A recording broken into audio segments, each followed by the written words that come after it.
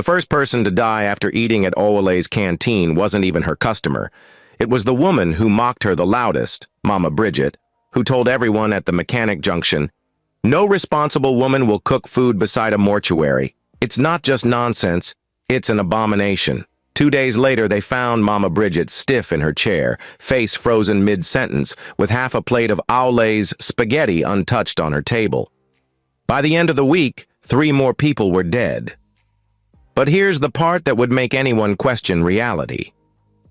Each of those people had one thing in common. They had all once refused to pay Owale for her food, or spread lies that her ingredients were from the mortuary freezer.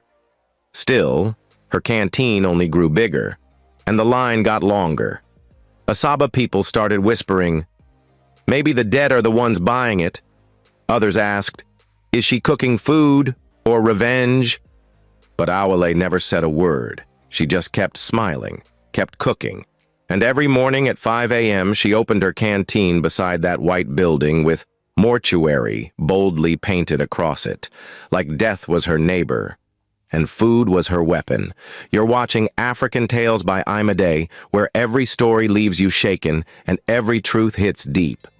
Now sit back and get ready, because what you're about to hear is not just a story. It's a warning. Before the canteen, before the mortuary, before the whispers, Owale was someone's wife.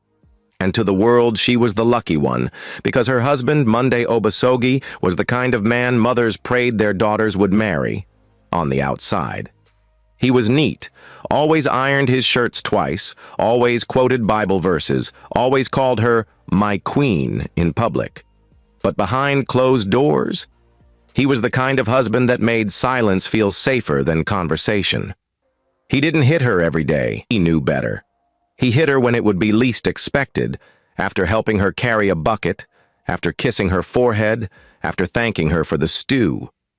Then he would find a reason, a tone, a towel left on the wrong hanger, a forgotten ingredient in his breakfast, a cough too loud at night. "Are you mad? You dey try me, Owale? Is it me you want to disgrace in this compound?" And just like that, the beautiful Osubor girl from Ibusa, the one who used to be first in her class and dreamt of owning a restaurant in Dubai, became a punching bag wrapped in wedding ring. But she stayed. Why? Because of her daughter, Edesiri, her everything. Only 5 years old, with big eyes and a voice like breeze, and because, like many Nigerian women, she told herself, maybe tomorrow he will change. Maybe it's just pressure. Maybe if I pray harder. Until the night that changed everything. It was a Sunday.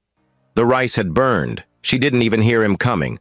1 minute she was rinsing the burnt pot behind the house. The next she felt her head slam against the wall. When she opened her eyes, Edesiri was standing in the corner, holding her doll, watching quietly, blood dripping from her mother's nose. That was the night Owale stopped praying for her marriage. That was the night she stopped hoping for tomorrow. That was the night she packed her bloodied wrapper, wrapped her child on her back, and left Onitsha at 3:12 a.m. with only 6,200 naira in her bag. When Owale arrived in Asaba, she had nothing but her child and a bitter kind of hope that burns like kerosene. She squatted with her aunt for a while, Auntie Voka, a loud, judgmental widow who sold tomatoes and rumors at Ogbogonogo Market. But 2 weeks later, Auntie Voka said, "I can't be keeping husband snatchers in my house, oh. My pastor said bad energy day this compound." So Owale left again, with Edesiri tied on her back and shame choking her chest like wrapper too tight. She walked from Koka to Okpanam, begging for cleaning jobs. She offered to wash clothes, scrub floors, cook soup. Nothing stable came. Until one man, Baba Idue, a carpenter, pointed her to a small open space with a zinc roof and broken concrete floor just opposite the government mortuary in Umuonaje. The owner won rent for food people, Baba Idue said, but nobody wants to take it because of the mortuary at the back. She asked how much. 3,000 naira a month. She paused. 3,000? She could pay that. So she asked him, "Why is it so cheap?" And he shrugged. "Because it's near a mortuary. Everyone is afraid of death. The death we will all still experience." She didn't laugh. She paid for 3 months in advance. When she opened the canteen, people laughed. Women mocked her. Men whistled and called it Death Kitchen. Even Edasiri asked, "Mummy, why are those people wearing white coats going into that house with black glass?" Aule said, "That's where sick people go to sleep." But deep down, she knew the truth. She saw the sign clearly. Delta State Central Mortuary, authorized personnel only. She knew it, and yet, she still washed the floors, hung her open sign, borrowed a table and 1 pot from Mama Osadiayi, who ran the suya spot at the corner. And the next morning, she started. She cooked the only thing she had perfected since she was 15, spaghetti, simple, salty, steamy, spiced with pepper and onions and love, nothing fancy, but it filled the air. The first customer came, then another, until people started saying, "That spaghetti near mortuary, they burst brain." What they didn't know was, every night after cooking, Aule would sit on the bench and ask herself one question: am I feeding the living or something else? Because sometimes she saw people eating who never spoke, never blinked, never came back.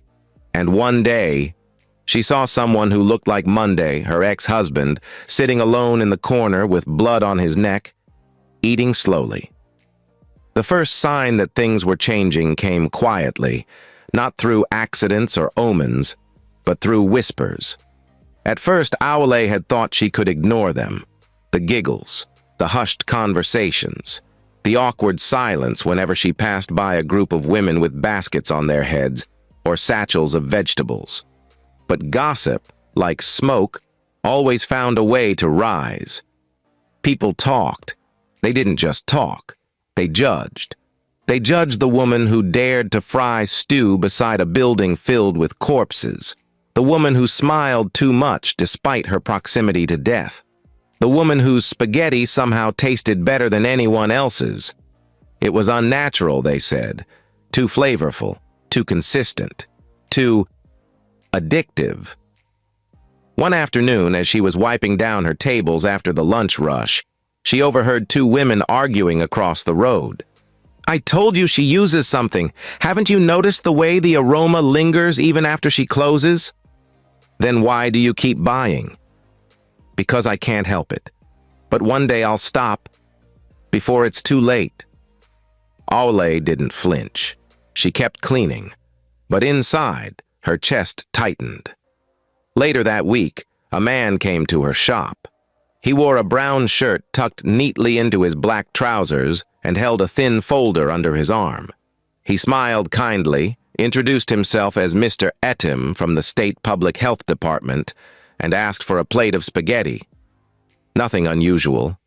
He ate slowly, complimented her seasoning, and wiped his mouth carefully before leaning forward. "Madam Aule," he said in a soft voice, "I'm not here officially. Not yet. I'm just doing my job as a citizen." She looked up from her dishwashing tray. "Okay? People are saying things, subtle things, about your food, the location, the building behind." Aule's heart sank. "What kind of things?" "Nothing you need to panic about. But people are filing anonymous complaints, mostly spiritual accusations, nothing medically proven. But in this country, you know it doesn't take proof. It just takes a crowd." He stood up, brushed imaginary dust from his sleeves. "I'm just advising. Be watchful. Be wise. And if anything strange starts happening, shut it down early, before they come for you." He left, leaving her hands trembling in soapy water. That night, in her tiny apartment, Aule barely ate. She sat near the window, arms wrapped around her knees, while her daughter, Edasiri, slept on a mat beside her. When her daughter stirred in her sleep and murmured, "Mummy, are you scared?" she didn't respond. Because yes, she was. She had seen him before, always in the shadows, just a blur through the side of her vision, peeking out from behind the mortuary's water tank or watching her from the edge of the fence while she stirred her sauce. He was thin, young, quiet, maybe 16, always wearing the same gray shirt and rubber slippers, dragging a mop or wheeling a gurney. For weeks, she pretended not to notice him, until one morning she found him sitting behind her canteen, crouched low, eating leftover spaghetti directly from a foil pack. He didn't even look guilty, just tired. "Who are you?" she asked. He stood quickly, brushing his hands against his shorts. "Sorry, I didn't steal it. It was in the trash." "You work at the mortuary?" He nodded. "My name is Ogaga." There was something in his eyes. Not fear, not shame, something that looked like understanding. "Why are you eating behind here?" she asked. "Because it's the only place that feels alive." That answer stopped her. She wanted to say something, to ask what he meant, but he'd already started walking away.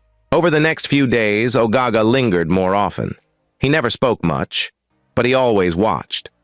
One afternoon, as Awale was closing up, he appeared again. This time, he held out something, a folded piece of paper.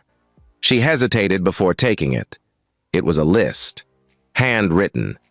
10 names. Some were familiar. One was a woman who had eaten at her shop twice and suddenly died the previous week from what her neighbors called a strange stroke. Another was a mechanic from down the road who collapsed at church 3 days after refusing to pay for his food. At the bottom of the paper, Ogaga had scribbled, "They all passed through the mortuary, and they all ate here." She stared at him, horrified. "Are you trying to blame me?" He shook his head. "I'm trying to warn you. Something is not normal here. People are dying, but it's not your food. It's something else, something that likes being close to you." "You sound insane." "Maybe, but so do most people right before they're proven right." And with that, he disappeared again, swallowed by the white walls of the mortuary. The crowd began gathering even before she opened her pots. A woman in a blue wrapper stood across the street, arms folded, her mouth sharp with anger. Behind her were 2 other women, whispering and pointing. By the time the sun was fully up, 10 people were watching Awale, but no one was buying. It was when the woman marched forward and slammed her hand on the wooden counter that everything erupted. "You! Yes, you! What exactly are you putting inside this food?" Awale blinked. "Excuse me?" "My husband is in the hospital. He started hallucinating after eating your spaghetti. He said he saw a coffin under his plate. He screamed your name all night. I'm sorry, but you are killing people. You are cooking with human parts. What kind of woman opens a food shop beside a mortuary? Are you normal?" Her voice was loud, sharp, designed to draw attention. And it worked. People stopped walking. Phones came out. Someone shouted, "Yes! I saw a rat in her suya last week." She didn't even sell suya. Another woman added, "She smiles too much for someone who works beside death." The energy shifted from suspicion to rage. A plastic bottle was thrown. Someone kicked her signboard. Children laughed. Adults stared. Her daughter, watching from the back, began to cry. Awale stood still, her palms on the edge of the table, her breath shallow. She didn't defend herself, didn't shout, didn't plead. She simply closed her pot, stepped around the table, and walked away, past the crowd, past the rumors, past the accusations. She walked all the way home and sat on the floor in the darkness for 2 hours. That evening, Edisiri sat beside her trying to braid a doll's hair with trembling fingers. "Mummy, are we going to leave again?" "I don't know." "Did you do something wrong?" She turned to her daughter, her voice hollow. "I only fed them. I only cooked." "Then why are they angry?" "Because sometimes, when people don't understand something, they choose to hate it." Edisiri leaned her head on her mother's shoulder. "You didn't do anything wrong, Mummy." For the first time in weeks, Aule cried, not out of fear, not out of guilt, but because she knew something was coming, something big, something she couldn't stop, and in the stillness of the night, with the city buzzing faintly outside, she whispered, "God, whatever this is, don't let it destroy me before it reveals itself." Aule did not sleep that night. After the public embarrassment, the accusations, the eyes filled with judgment, she was ready to give up. But something in her heart wouldn't let her. By 5 a.m., she was sitting on her mattress, holding her daughter's hand, staring at the ceiling. What kind of world punishes a woman for feeding people? But just as she whispered those words to herself, there was a soft knock on her door. She hesitated. Who would knock this early? She opened it slightly. It was a delivery man, young, with earbuds in and a phone in his hand. He barely looked up. "Delivery for Osubor." "I didn't order anything," she said, confused. "Paid already," the boy replied, dropped the box and walked away. She carried it inside, unwrapped the layers, and gasped. Inside was a brand new cooking gas cylinder, a set of custom stainless cooking spoons, and 50 printed branded nylon bags with the words Aule Spaghetti Spot, Asaba's best hidden secret. Her lips parted. There was no sender's name, no message, no clue. Just a small folded paper tucked beneath the nylon bags. On it, in carefully written penmanship, were these words: "Don't close your kitchen. You've fed more than stomachs. Some of us remember. Some of us never forgot." That was the moment her soul stood up again. Whatever this was, whoever it came from, it was enough. She cleaned her eyes, bathed her daughter, carried her pots and her courage, and returned to her canteen. She reopened her shop with no fanfare, no apology, no announcement. But something had shifted. That morning, a man in a Toyota Corolla pulled up with his son. He asked for 2 plates, ate one, and took the other to go. He didn't ask about the mortuary behind her. He just said, "Someone told me this is where peace tastes like food." By 10 a.m., a banker from Akpanam came. Then 2 officers on lunch break. Then a couple arguing in their car, who stopped, entered separately, and left smiling. One by one they came. No one asked about the mortuary anymore. In fact, some customers seemed to look right past it, like it didn't even exist. Mama Ejiro, the Akara seller who once mocked her, now peeked through the curtain of her own shop in disbelief. Why does her pot never finish? Why is she smiling again? Who is backing her? What none of them knew, what not even Aule herself fully understood, was that this moment was never random. Weeks earlier, during one of her early days in business, on a rainy Thursday when she had only sold 2 plates all morning, a strange man had entered her canteen. He was elderly, dressed in neat but faded traditional wear, with skin so pale it looked like old paper. He had ordered food but never touched it. He had sat for over an hour, staring ahead, eyes empty. Aule, uncomfortable, finally approached. "Sir, is everything all right?" He looked up slowly and whispered, "Do you remember me?" She frowned. "Have we met?" He smiled. "You served me when no one else would. You didn't flinch. You didn't turn me away." He stood up and reached into his wrapper, pulling out a worn leather pouch. "You didn't know then, but you were feeding someone the world had forgotten." He placed the pouch beside the untouched plate and left. When she opened it, it was empty. But that same day, her sales tripled. And from that day on, every time she wanted to give up, something pulled her back. What she didn't know was, the man never came from the road. He came through the back gate of the mortuary. Back in the present, something strange happened that very afternoon. At exactly 2:42 p.m., the electric lights inside the mortuary flickered, on and off, 3 times. Some staff ran outside, complaining about faulty power. But Aule, standing at her canteen, just paused. Because the moment the lights flickered, 3 new customers walked in. each one new to the city, unfamiliar with the gossip, but all of them saying, "Someone told me your food helped them sleep better. My friend said this is the only food that tastes like home. Your name came up in the hospital. I don't know why." She served them with a steady smile. But inside, she was shaking. Something was shifting. And she didn't know how to explain it. That night, after she closed her shop and returned home, she found a letter slipped under her door. No stamp, no name, just folded paper. She opened it slowly, heart pounding. The handwriting was rough, like someone who had been shaking while writing. "Dear Aule, I was one of the men who helped bury my brother in that mortuary 5 years ago. He was accused of stealing, beaten, and left without a name. But someone told me that a woman now sells food beside the place, and the smell is the same scent my brother used to love. So I came, I ate, I cried, because for the first time in 5 years, I felt like he wasn't forgotten. Whatever you're doing, keep doing it. Some people build cathedrals. You built a kitchen, but both serve souls."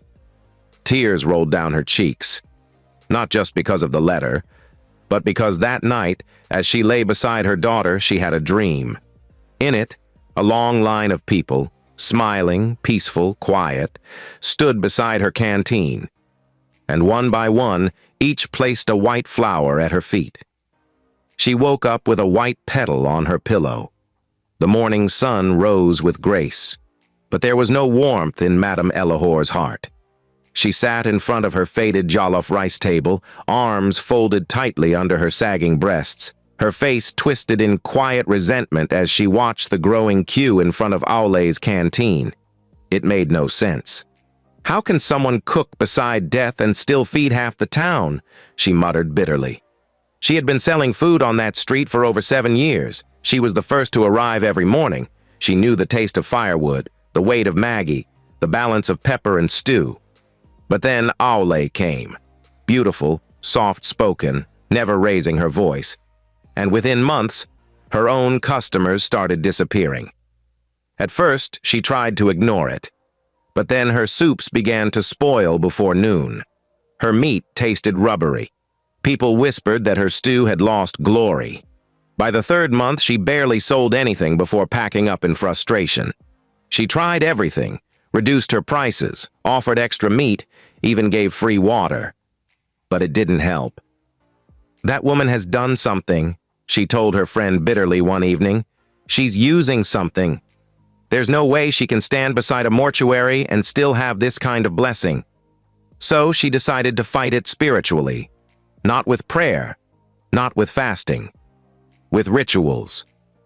One early morning, while the sky was still pink and the dew wet the gravel road, Madame Elahor went to Okpanam Forest, where an infamous native woman named Iyeadu was known to shut down destinies with just a glance. "There," she cried bitterly. "I want her business gone. Let her pot dry up. Let maggots crawl from her stew. Let her shame be public." Iyeadu handed her a small clay pot. "If her rise came through humans, we will stop her. But if spirits are backing her—" She paused, looked into the fire. "Then you must fight spirit with spirit, or use humans who carry shadow in their mouth." Elahor left with a warning. "Do not fail to send someone inside her pot, or all your efforts will turn back to you." The next day, a young girl named Sonia appeared at Aule's shop. Pretty, slim, polite, with a soft voice and a smile that could melt steel. "Good morning, Ma," she greeted Aule shyly. "Please, I'm new in this town. I just came from Agbor. I need work. I can wash plates, serve customers. I don't need much." Aule looked at her kindly. She reminded her of her younger self, humble, desperate, eager to start somewhere. "What's your name?" "Sonia." "Where are you staying?" "With a friend, just near the health center." Aule didn't know she was being watched from across the street. Madame Elahor smiled from behind her cooler of untouched jollof rice. "Yes, Now let's see if your pot will still stand. Sonia worked well. At first, she was quick, efficient, never late. Customers liked her smile. Edisiri, Awele's daughter, laughed more when she was around. Even Awele began to rest more, trusting her enough to leave the front for short market runs. But it only took 6 days. 6 days before the nightmare began. It was a bright Monday afternoon. The queue was long. Children were laughing. The aroma of onions and peppers filled the air. Then it happened. A man in a blue shirt opened his takeaway and screamed, "What is this?" He flung the spaghetti into the air. Maggots. Long, white, alive, crawling through the strands like snakes. A woman screamed. A child threw up. Customers panicked. "What kind of shop is this? This is not ordinary. Is this what we've been eating? Did it come from the mortuary?" Phones came out.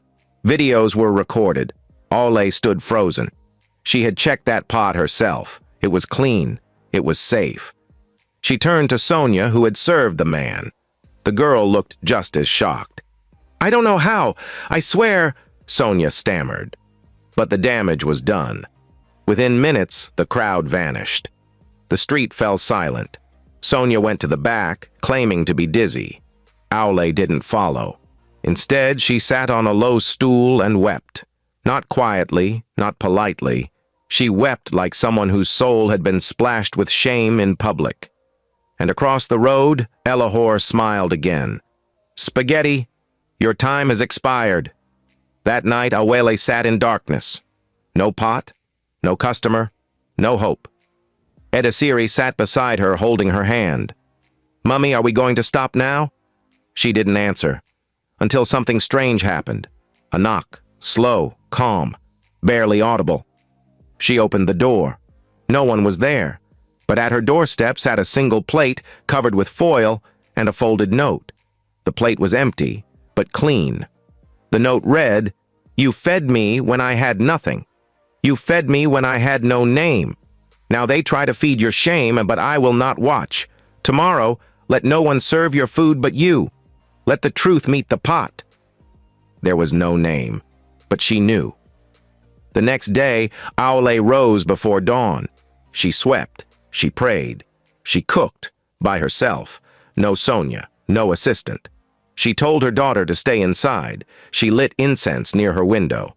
She tied her hair with a white scarf.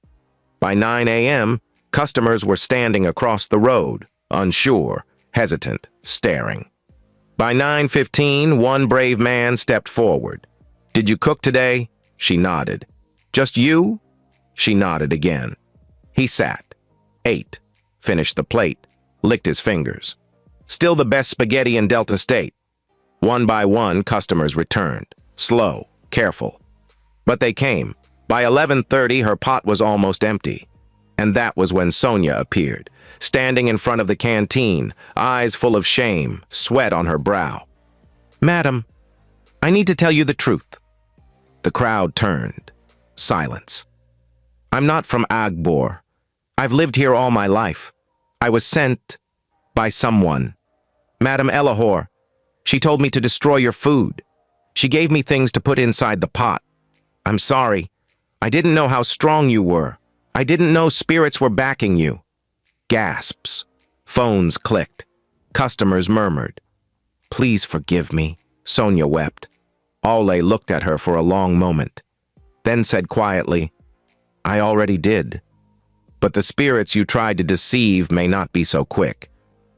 Sonia ran. That evening, the entire street buzzed. "Did you hear? The spaghetti woman forgave the girl. They said the girl almost collapsed before she confessed. They said the jollof rice woman fainted when she heard what happened. Then when she woke up, she left that area with shame and disgrace. By weekend, Awele's queue was longer than ever. Customers begged her to add more to the menu. She did. She began selling yam porridge beans and plantain rice and stew moi moi wrapped in leaves, her name spread beyond Asaba. And once again, she stood. But something was coming. Something she hadn't prepared for. because one quiet afternoon, as she was serving food near closing time, she looked up and saw a familiar face approaching slowly. Monday Obasogie, her ex-husband, thinner, pale, his neck wrapped with white gauze stained with blood, his eyes lost. He looked like a man who had been hunted by death, and he whispered, "Ole, please, help me." The world paused when Monday Obasogie walked into Aole's canteen. His feet were dragging, his skin had lost its glow. His eyes, once sharp and calculating, now looked like a man who hadn't slept in weeks, and his neck, wrapped in white cloth, soaked with dried, dark blood. He stood before the canteen trembling. Customers stopped chewing. Conversations froze. Ada Siri, now taller and sharper than before, ran into the shop and stood behind her mother, confused and cautious. Aole didn't move. She didn't blink. She just stared at the man who once beat her till she bled, the man who nearly destroyed her, now reduced to a whisper of who he used to be. "Aole," he croaked, barely standing. "I heard. You made it. I heard. Your name is everywhere. I came to say—" He coughed, hard. Blood stained the edge of his shirt. "Help me. Not please. Not I'm sorry. Just help me." Aole looked at him for a long, painful moment. "You knew where to find me." He nodded. "They brought me here. In a dream. They said, 'You're the only one who's ever fed them.' They said if I want to live, I should eat your food. Before it's too late." The crowd around the shop stirred uneasily. "Who are they?" someone whispered. He shook his head. "I don't know, but every night I see them, dressed in white. They don't speak. They just stand around my bed, staring. And if I try to sleep, they pull my soul." Aole sighed, deep, heavy. Then she turned. She scooped a plate of plain white rice and vegetables, no meat, no pepper, just food made with peace. She placed it before him. "Eat," she said. Monday ate in silence, and when he finished, he wept like a child. That night, Aole couldn't sleep. She sat by the window, staring at the mortuary behind her shop. The place she once feared, then ignored, and now respected deeply. She didn't understand everything, but something in her spirit whispered, "You are not just feeding the living." And now the truth was ready to come. By the next morning, Monday had collapsed in front of the shop. He was rushed to the nearby clinic. The nurses called Aole as his only known relative. She went reluctantly and sat beside his hospital bed. The doctor pulled her aside. "Madam, we don't understand this. His body is shutting down, but not from disease. It's almost like his blood is rejecting him, like his spirit is no longer welcome here." She said nothing. She returned to his bedside, sat quietly, and watched him sleep. When he woke up, he didn't speak immediately. Then he whispered, "Do you remember the year we lost everything? When the factory shut down and Mama died?" She nodded slowly. "I went to a place in Benin. Someone told me if I wanted to rise again, I had to give something." Her breath caught. "They said I needed to feed the dead, that if I starved them, they'd starve me in return. But if I kept them fed, they'd keep me rich." He coughed again. "But I couldn't do it. I was too afraid. I left that covenant half done. They warned me. If someone else came along and fed them with love, the blessings meant for me would go to them instead." Aole stared at him. "So you mean to say, you opened a door, then left it, and now I'm the one they chose to complete the assignment?" He nodded weakly.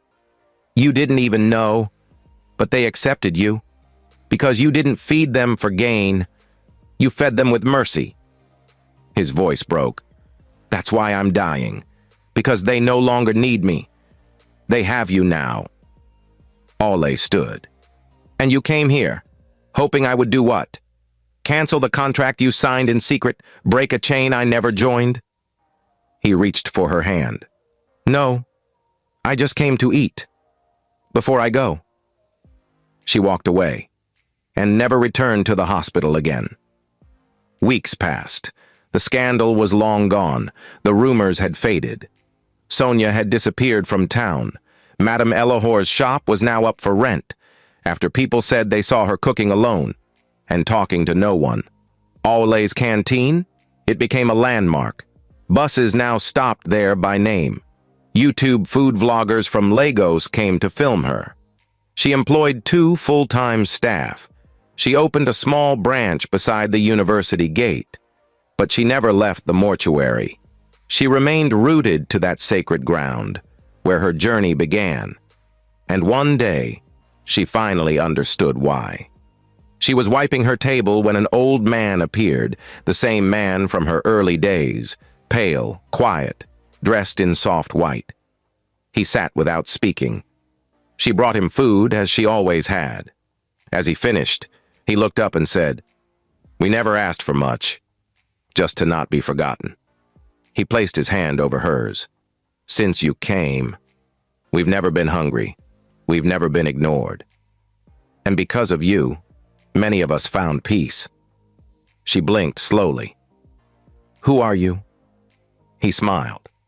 "We are the ones you served unknowingly, the ones who blessed your pot with memory, with laughter, with presence, with mystery." He stood. "When people asked why you thrived near death, it's because you honored the unseen." Then he vanished.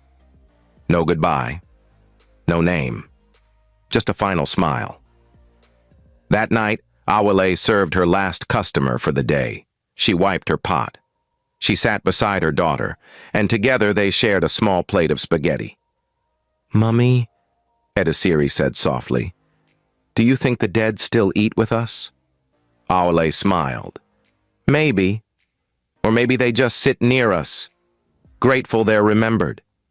She looked at the mortuary behind them, the windows glowing faintly under the moonlight.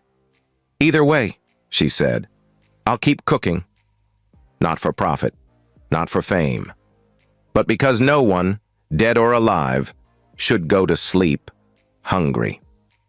The moral of the story: never underestimate the power of kindness, even when no one is watching. Sometimes the hands you feed in silence are the ones that fight for you in realms you cannot see.